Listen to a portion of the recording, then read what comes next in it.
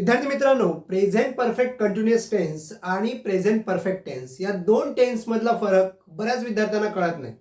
आज आपण practically situations wise बघणार आहोत की प्रेझेंट परफेक्ट कंटिन्युअस कसा यूज करायचा आणि प्रेझेंट परफेक्ट फक्त कसा यूज करायचा.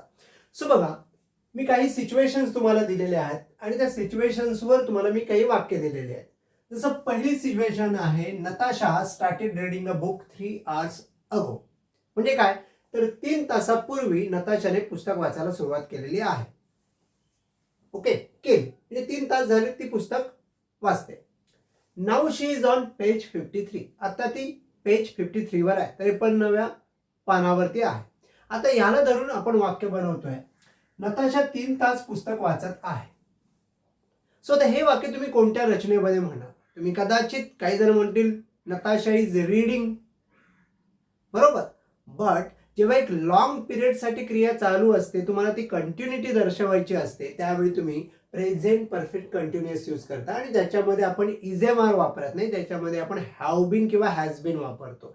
जसं की नताशा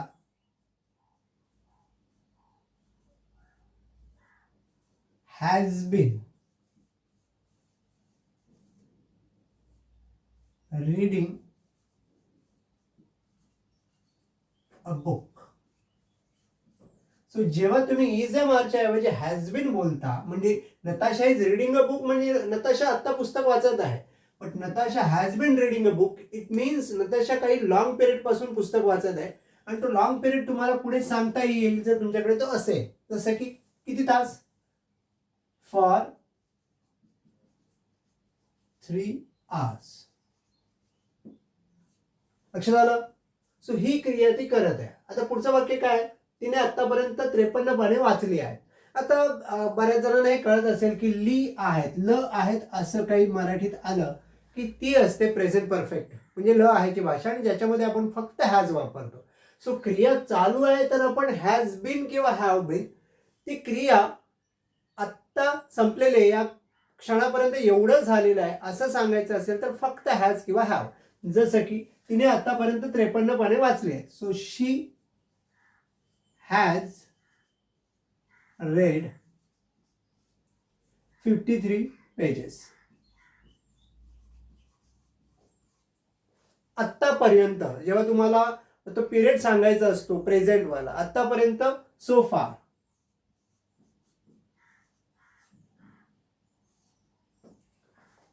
लक्षात आलं.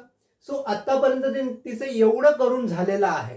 सो हॅज बीन तुम्हाला कंटिन्युटी दाखवते आणि फक्त हॅज तुम्हाला ती क्रिया आत्तापर्यंत एवढं झालेलं आहे हे सांगतात.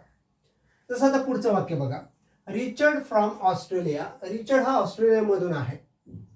He is travelling around Europe. तो युरोप फिरतोय. ही बिगॅन दिस ट्रिप. ही बिगॅन दिस ट्रिप 3 months अगो. 3 महिन्यापूर्वी त्याने त्याचा हा जी ट्रिप आहे ती सुरू केलेली आहे. म्हणजे ह्याच्यावरून तुम्हाला कळतंय की 3 महिने तो फिरतोय युरोप. सो वाक्य, रिचर्ड 3 महिने युरोप फिरत आहे. सो तर तुम्हाला कळलं असेल इथे काय वापरायचं आहे. Yes, Richard has been, right.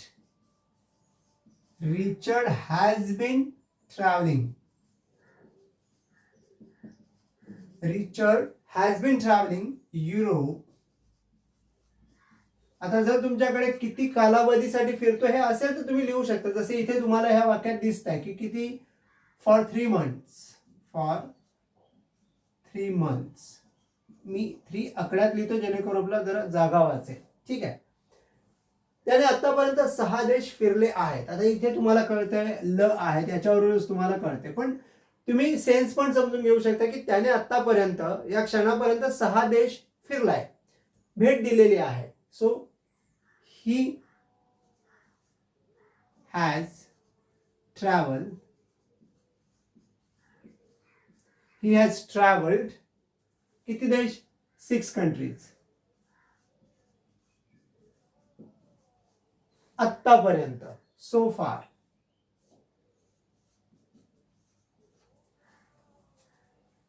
पुढचं वाक्य, Rohan is a tennis player. Rohan हा टेनिस प्लेअर आहे. He began playing tennis at the age of 10. त्याने 10व्या वर्षापासून टेनिस खेळायला सुरुवात केलेली आहे. तो 10 वर्षाचा असताना. This year he won national champions 4th time. यावर्षी त्याने 4थ्यांदा नॅशनल चॅम्पियन जिंकलेले आहे. 4 वेळा त्याने जिंकलेले आहे. आता हे वाक्य तुम्हाला सांगायचं आहे की रोहनने नॅशनल चॅम्पियनशिप 4 वेळा जिंकली आहे. आता इथे तुम्हाला दिसतंय जिंकली आहे, ल आहे, म्हणजे हे आतापर्यंत एवढं करून झालेलं आहे. सो ही चालू कंटिन्युटी नाहीये, तर हे आतापर्यंत झालेलं आहे. सो इथे फक्त तुम्हाला हॅज वापरता येईल, present perfect. So Rohan has one national championship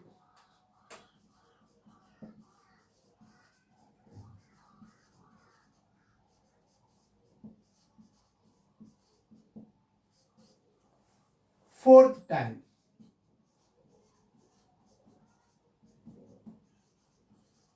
so 4 वेळा त्याने आतापर्यंत जिंकलेला आहे. तो 10 वर्षाचा असल्यापासून टेनिस खेळत आहे. आता इथे बघा कंटिन्युटी दाखवायची आहे. सो ही हॅज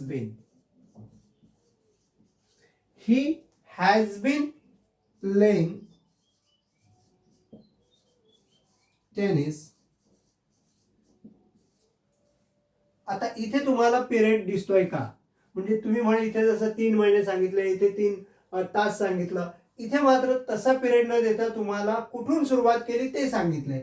कधीपासून? जेव्हा तो 10 वर्षाचा होता. So when he was 10 years old. पण अशा वेळी तुम्हाला फॉर वापरायचा नसतो, इथे तुम्हाला सिन्स वापरायचा असतो. Since he was 10 years old. लक्षात आलं का? सो कुठे हॅज वापरायचं आणि कुठे हॅज बीन वापरायचं हे तुम्हाला आता कळत असेल.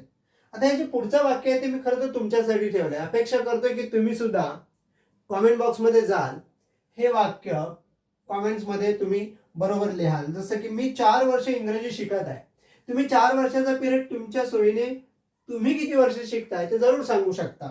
कोणी 5 वर्ष शिकत असेल, कोणी 5 महिने शिकत असेल, कोणी 2 वर्ष शिकत असेल. सो तुम्ही किती वर्ष इंग्रजी शिकत आहात ते लिहा. आणि आतापर्यंत मी 4 इंग्रजी व्याकरणाची पुस्तकं वाचली आहेत. आणि तुम्ही किती पुस्तकं वाचलेली आहेत हे सुद्धा तुम्ही चेंज करू शकता. मी 4 इंग्रजी व्याकरणाची पुस्तकं वाचली आहेत.